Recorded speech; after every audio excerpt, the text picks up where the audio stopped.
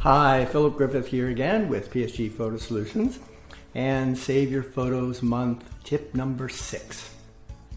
How many photos do you have? 10,000 or 100,000? Knowing the number helps you to plan the scope of the project.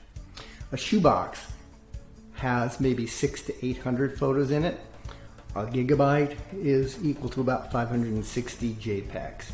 The average photo album has about 200 images in it.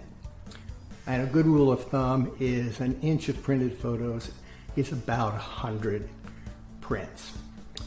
So if you haven't gone to saveyourphotos.org, I want you to go there today and register for the 40 plus mini courses and live Q&As that are going on this month. See you tomorrow.